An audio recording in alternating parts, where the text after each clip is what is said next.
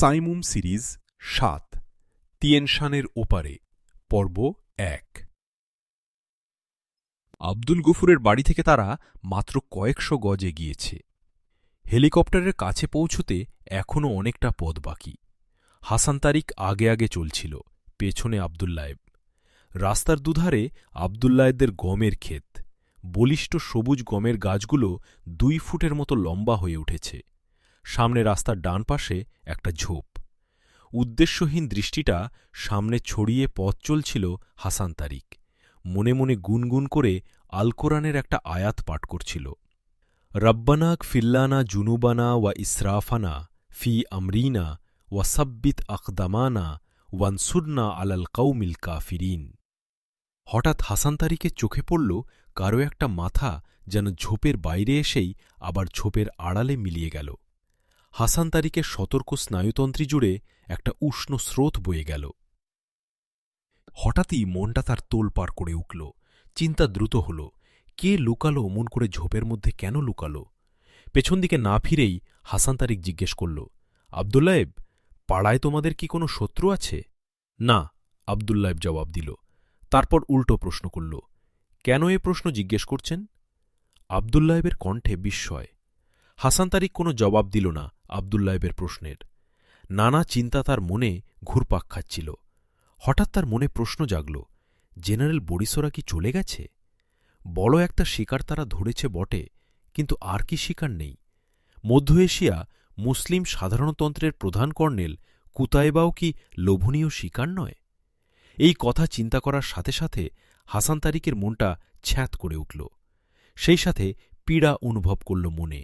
এই সহজ সম্ভাবনার কথাটা কেন তাদের আগে মনে হয়নি?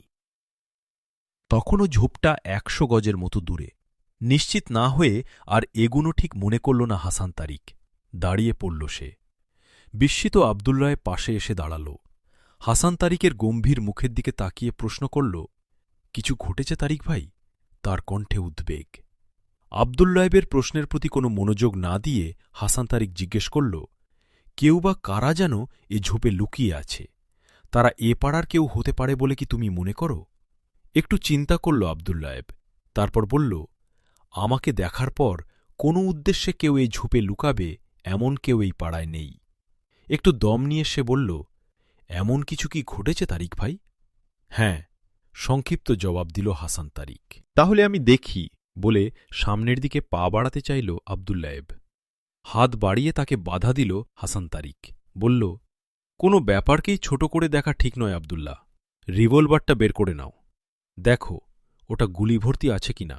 বলে হাসান তারিক নিজেও জ্যাকেটের পকেট থেকে নিজের রিভলভারটা বের করে নিল। এই সময় পেছনে আবদুল্লায়েবের বাড়ির দিক থেকে সাবমেশিন গানের একটানা ব্রাশ ফায়ারের আওয়াজ ভেসে এল। চমকে উঠে পেছন ফিরল দুজনেই। মাত্র কয়েকটা মুহূর্ত। ঝোপের দিক থেকে গর্জে উঠল কয়েকটা সাবমেশিন গান। বিদ্যুৎ বেগে দুজনেই বসে পড়ল। বসে পড়েই এক হাতে রিভলভার, অন্য হাতে আবদুল্লায়েবের হাত ধরে টেনে নিয়ে দৌড় দিল হাসান তারিক রাস্তার ডান পাশে একটা গাছের আড়ালে। সেই ঝোপ থেকে ওরা জনা ৫ লোক গুলি করতে করতে ছুটে আসছিল রাস্তা দিয়ে। প্রায় ৫০ গজ দূরে ওরা এসে পড়েছে। ওদের চোখে সন্ধানী দৃষ্টি, কিছুটা বিমূঢ় ভাবও। দুজন মানুষ হঠাৎ কোথায় গেল এটাই বোধহয় চিন্তা। কিন্তু তাদেরকে খুব সতর্ক মনে হল না। লক্ষ্যহীনভাবে গুলির দেয়াল সৃষ্টি করে সৈনিকরা যেমন আত্মরক্ষামূলকভাবে সামনে এগোয়, তাদের আচরণটা সেরকমই। তাদের লক্ষ্য রাস্তা বরাবর সামনের দিকে, পাশের দিকে তাদের কোনো ভ্রুক্ষেপ নেই। আরও কাছে চলে এসেছে তারা। গাছের গুড়ির সাথে মিশে রিভলভার বাগিয়ে অপেক্ষা করছিল হাসান তারিক। গাছের বামপাশ দিয়ে ছুটে যাচ্ছিল ওদের গুলি। কিছু গুলি এসে গাছে বিদ্ধ হচ্ছিল। কচিত ২-১টা গাছের ডান পাশ দিয়ে আসছিল। ওরা যখন আরও কাছে এসে পড়ল, তখন ডান পাশ দিয়ে গুলি আসা বন্ধই হয়ে গেল। হাসান তারিক এবার তার রিভলভারের ট্রিগারে আঙুল চেপে মাথাটা একটু বাড়াল। হঠাৎ ওদের একজনের দৃষ্টিতে পড়ে গেল হাসান তারিক। চোখাচোখি হয়ে গেল। সঙ্গে সঙ্গে ওর স্টেনগানের মাথাটা এদিকে মোড় নিতে যাচ্ছিল, কিন্তু তারিক তাকে আর সুযোগ দিল না। ২ হাতে রিভলভার ধরে ডান হাতের শাহাদাত আঙুলি দিয়ে প্রচণ্ডভাবে চেপে ধরল ট্রিগার। সাইমুমের M10 অটোমেটিক রিভলভার ঝাঁকি দিয়ে জেগে জেগে উঠল। ছুটে চলল গুলির বৃষ্টি। স্পট টার্গেট, লক্ষ্যভ্রষ্ট হবার কোনোই কারণ নেই। মাত্র কয়েক সেকেন্ড, 5টি লাশ মুখ থুবড়ে পড়ে গেল মাটিতে। আরও কয়েক সেকেন্ড পার হল, না, আর কেউ এল না। গাছের আড়াল থেকে বেরিয়ে এলো হাসান তারিক এবং আবদুল্লায়েব। ফ্রের ইউনিফর্ম পরা লাশগুলোর দিকে একবার তাকিয়ে ছুট দিল হাসান তারিক আবদুল্লায়েবের বাড়ির দিকে। পেছনে তার আবদুল্লায়েব। গুলিবৃষ্টির শব্দ তখনও আসছে সেদিক থেকে। হাসান তারিকরা যখন বৈঠকখানার চত্বরে পৌঁছল তখন গুলি থেমে গেছে এবং বাড়ির গেট ও বৈঠকখানার দরজা দিয়ে সাইমুম কর্মীরা সাবমেশিন গান বাগিয়ে বেরিয়ে আসছিল।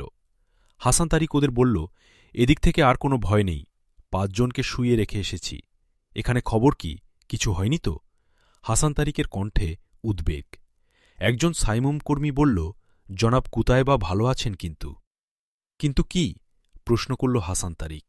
প্রশ্ন করেই কোনো জবাবের অপেক্ষা না করে হাসান তারিক এবং আবদুল্লায়েব ছুটে গেল বাড়ির ভেতর। দেখল তারা বাড়ির দক্ষিণ পশ্চিম কোণে খামার বাড়ির সাথে যে প্যাসেজ, সেই প্যাসেজে পড়ে আছে 2টি দেহ। তার পাশে দাঁড়িয়ে আছে কুতাইবা এবং ইকরম্ভ। আর ডান দিকে বড় ঘরের দরজার সামনে শিরিন শবনম ব্যান্ডেজ বাঁধছে আয়েশা আলিয়েভার বাম বাহুতে, কনুয়ের নিচে। আয়েশা আলিয়েভার ডান হাতে তখনও M10 রিভলভার। আয়েশা আলিয়েভা এবং শিরিন শবনমকে ওখানে দেখে ছ্যাঁত করে উঠল হাসান তারিকের বুকটা। তাহলে প্যাসেজে ওই মেয়ে 2টির লাশ কাদের? ছুটে গেল হাসান তারিক সেখানে। দেখল বুলেটে ঝাঁঝরা হয়ে যাওয়া 2টি দেহ। একটি ফাতিমা ফারহানার, আর একটা তার ভাবি আবদুল্লায়েবের স্ত্রী আতিয়ার। হাসান তারিকের চোখ ফেটে অশ্রু নেমে এল। অশ্রু নামছিল কুতাইবা এবং ইকরম্ভের চোখ দিয়েও। কারো মুখে কোনো কথা নেই। অনেকক্ষণ পর মুখ খুলল কুতাইবা, বলল, ওরা দুদিক থেকেই হামলা করেছিল। আপনারা সামনের দিকটা না ঠেকালে হয়তো আরও বিপদ হতো, কিন্তু সর্বনাশ তো হয়েই গেল। কি জবাব দেব আমরা মুসা ভাইকে? রুমালে চোখ মুছল কুতাইবা। হাসান তারিক বলল, আমাদের ভুল হয়েছে। কেউ আমরা এ চিন্তা করিনি যে শুধু একটা শিকার নিয়েই সন্তুষ্ট হবে না, তাদের জাল আরও থাকতে পারে। মুসা ভাইয়ের ব্যাপারটা আমাদের এতটাই অভিভূত করছিল যে আমরা কিছু ভাবতে পারিনি। তবু আল্লাহর শুকরিয়া যে তারা তাদের লক্ষ্য হাসিল করতে পারেনি। কেন ফারহানা? এ যাত্রা তাদের টার্গেট ছিল মধ্য এশিয়া মুসলিম সাধারণতন্ত্রের প্রেসিডেন্ট কর্নেল কুতাইবা। আমার অনুমান যদি ভুল না হয়ে থাকে তাহলে বলতে পারি হেলিকপ্টার থেকে আপনাকে নামতে দেখেই তারা এই অপারেশনের পরিকল্পনা করেছে। লক্ষ্যহীন লোক হত্যার অপারেশন হলে তারা ভোররাতেই আর এক অপারেশনে আসত। আপনি কি মনে করেন ওরা আশেপাশেই আছে? মুসা ভাইকে কি তাহলে আশেপাশেই পাওয়া যাবে? না, আমি তা মনে করি না। মুসা ভাইকে মধ্য এশিয়ার কোথাও রাখার মতো জায়গা তাদের নেই।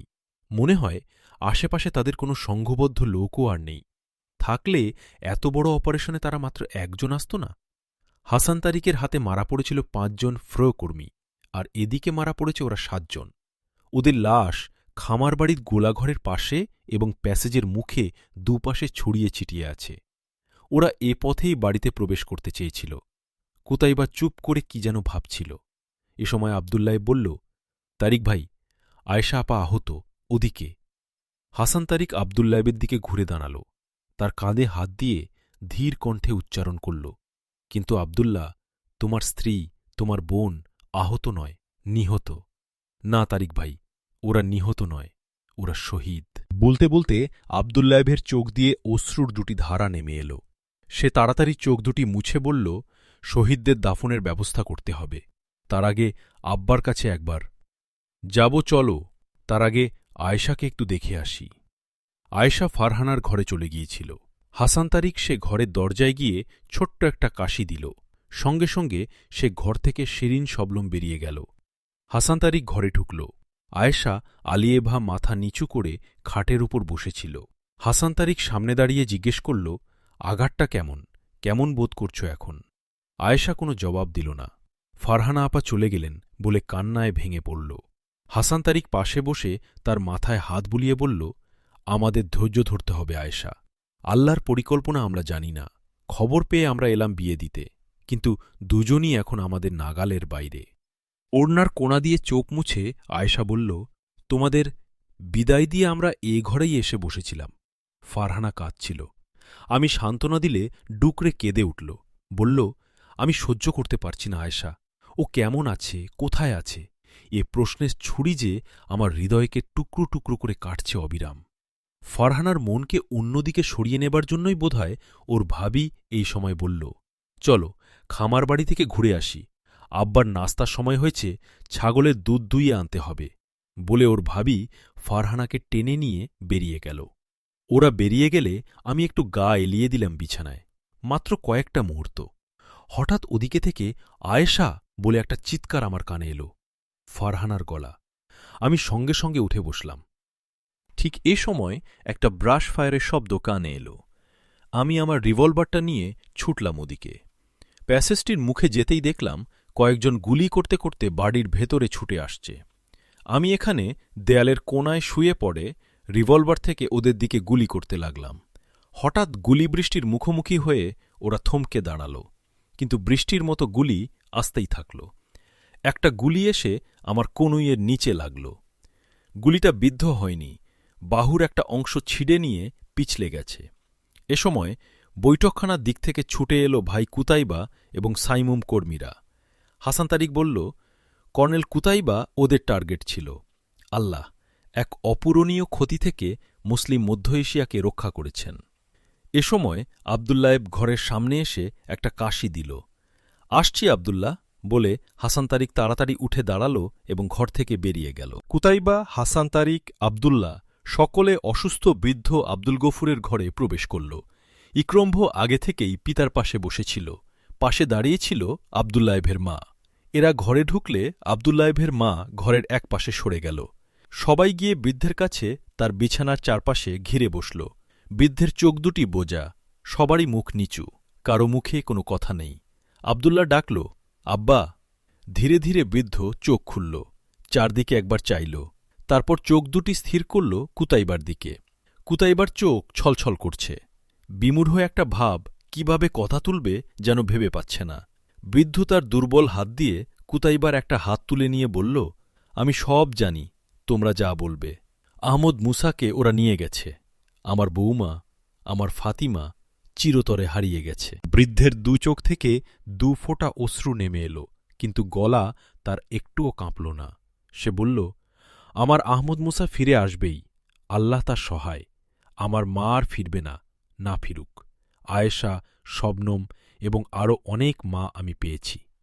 একটু থামল বৃদ্ধ, তারপর আবার শুরু করল, তোমরা বুঝবে না আমার বুকে আজ কত গর্ব। যে দেশের মুক্তি কামনায় আমরা দেশ ছেড়েছি, সে মুক্ত দেশের অধিনায়ক তুমি আমার সামনে। এর চেয়ে বড় আনন্দের আমার আর কিছুই নেই। এখন আমার দুই সন্তান ইকরাম ও আবদুল্লাহ আছে, তাদেরকেও তোমার হাতে তুলে দিলাম। বৃদ্ধ আবার চোখ বুজল, হাঁপাচ্ছে সে। অনেক কষ্টে এক নাগাড়ে এতগুলো কথা সে বলেছে। হঠাৎ চোখ খুলল বৃদ্ধ। তার চোখ দুটি চঞ্চল, কিছু যেন তার মনে পড়েছে।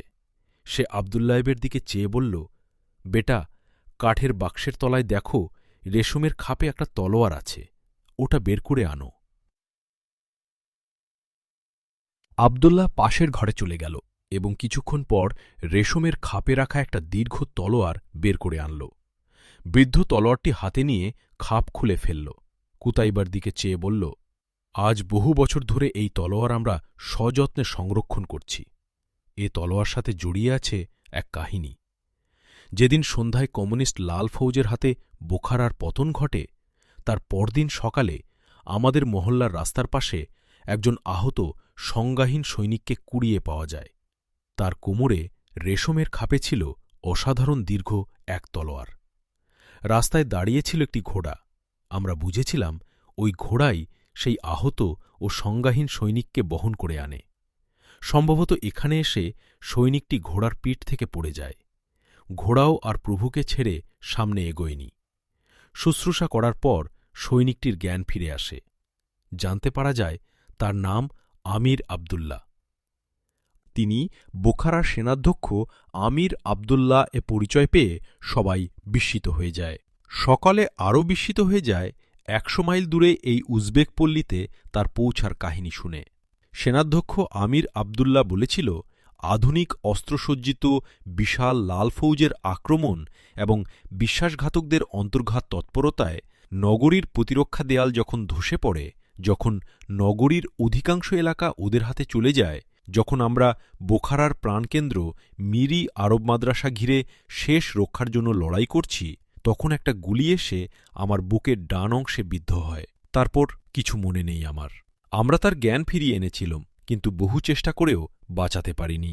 সেদিনই তিনি শাহাদাত বরণ করেন। মৃত্যুর আগে তিনি তার সেই দীর্ঘ তরবারি আমার দাদার হাতে তুলে দেন এবং বলেন, এই তরবারি ইসলামের স্বর্ণযুগের মধ্য এশিয়াকে জাহেলিয়াতের কবল থেকে মুক্তকারী মুসলিম বিজেতা দরবেশ সেনাপতি কুতাইবার। এই তরবারিটি সমরকন্দে মহানবী সাল্লাল্লাহু আলাইহি ওয়াসাল্লামের খুলুতাত কুসুম বিন আব্বাসের স্মৃতিসৌধ শাহী জিন্দো এ সংরক্ষিত ছিল। লাল ফৌজের হাতে সমরকন্দের পতন হলে এ তরবারি এক সৈনিক নিয়ে এসে আমাকে দেয়। আমার সময় এখন শেষ। এ তরবারি আমি আপনার হাতে দিয়ে গেলাম উপযুক্ত হাতে পৌঁছে দেবার জন্যে। বৃদ্ধ একটু দম নিল। এক নাগারে এত কথা বলায় সে হাঁপাচ্ছে। তার কপালে দেখা দিয়েছে বিন্দু বিন্দু ঘাম। আব্দুল্লায়েব তার পিতার মাথায় ধীরে ধীরে পাখার বাতাস করছিল। বৃদ্ধ আবার শুরু করল, বলল, আল্লাহু আকবার। অলৌকিকভাবে তরবারিটি আমাদের হাতে পৌঁছেছে। তা না হলে একজন সংজ্ঞাহীন সৈনিককে একটা ঘোড়া ১০০ মাইল পথ কিভাবে নিয়ে এলো? আল্লাহর শুকরিয়া আদায় করছি, হাজার হাজার বছর পর আর এক বিজেতা কুতাইবার হাতে তরবারিটি তুলে দিতে পারলাম। আমি মনে করছি বাবা, নতুন স্বর্ণযুগের যাত্রা শুরুর ইঙ্গিত এটা। আবেগে বৃদ্ধের চোখ দুটি ছলছল করে উঠল। কুতাইবা তলোয়ার হাতে নিয়ে ধারের হীরার মতো অজ্জ্বল্য দেখে মুগ্ধ হল। চুম্বন করল তরবারিটিকে। তারপর বলল, চাচাজান, এ তরবারি গ্রহণ করার সবচেয়ে উপযুক্ত ব্যক্তি মুসা ভাই। আমি তার পক্ষে এ তরবারি গ্রহণ করলাম বলে কুতাইবা তরবারি হাসান তারিকের হাতে তুলে দিল। হাসান তারিকও তরবারিটাকে চুম্বন করল।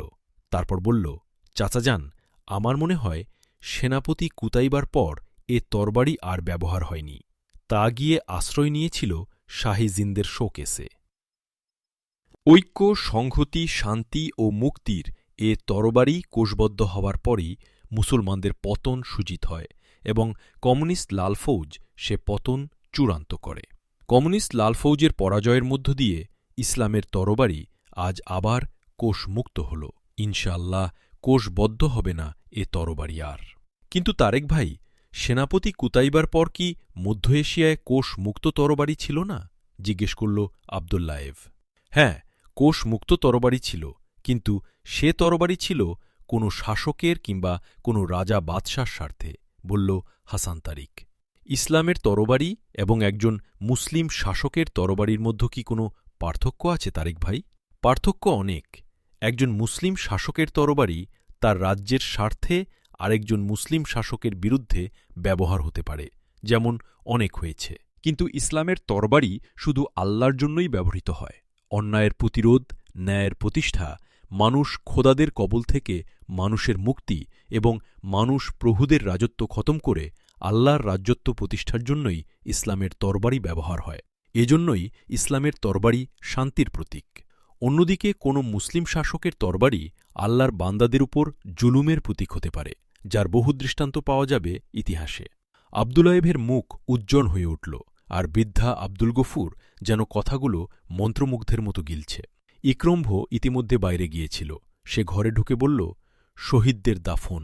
ইক্রম্ভকে কথা শেষ করতে না দিয়ে বৃদ্ধা আব্দুল গফুর বলল, আমার শহীদ মাদের দাফন আমার গোলাপ বাগানে হবে। ফাতিমা গোলাপ বড় ভালোবাসত। এ নির্দেশ নিয়ে সকলেই বের হয়ে এলো ঘর থেকে। দাফন শেষ হয়েছে এমন সময় আকাশে হেলিকপ্টারের শব্দ পাওয়া গেল। অল্পক্ষণের মধ্যেই অনেকগুলো হেলিকপ্টার শব্দ আকাশে তোলপাড় করে তুলল। কয়েকটি হেলিকপ্টার মাথার ওপর চক্কর দিতে লাগল। অধিকাংশই খুব নিচু দিয়ে উড়ে পূর্ব ও উত্তর দিকে চলে গেল। একটা হেলিকপ্টার নেমে এলো। কুতাইবা এবং হাসান তারিকরা আব্দুল গফুরের বৈঠকখানায় বসে অপেক্ষা করছিল। নতুন মধ্য এশিয়া প্রজাতন্ত্রের স্বরাষ্ট্র বিভাগের সেক্রেটারি ওয়েলেসে আগেই জানিয়েছিল, উদ্ধার অভিযানের নেতৃত্ব দিয়ে সাইমুমের ইস্টার্ন ফ্রন্টিয়ারের অধিনায়ক আনোয়ার ইব্রাহিমকে পাঠানো হচ্ছে। আব্দুল গফুরের বাড়িতে এর নতুন হামলার পর কুতাইবা অন্যদের সাথে পরামর্শ করে হাসান তারিকদের তিয়েনশান যাত্রা স্থগিত করে দিয়েছিল। জেনারেল বোরিস দেশের ভেতরে এই পূর্বাঞ্চলে ঘাপটি মেরে বসে থাকতে পারে। সুতরাং একটা সার্চ অভিযান না চালিয়ে কিছুটা নিশ্চিত না হয়ে তাদের পাঠানো ঠিক হবে না। হেলিকপ্টার থেকে নেমে আনোয়ার ইব্রাহিম বৈঠকখানায় এল। সালাম বিনিময়ের পর অশ্রুরুদ্ধ আবেগকে চাপা দিতে গিয়ে আনোয়ার ইব্রাহিম শুরুতে কোনো কথাই বলতে পারল না। কুতাইবা তাকে সান্ত্বনা দিল। হাসান তারিক তার কাঁধে এক ঝাঁকুনি দিয়ে বলল, ইয়াং ম্যান, আমাদের শোককে শক্তিতে পরিণত করতে হবে।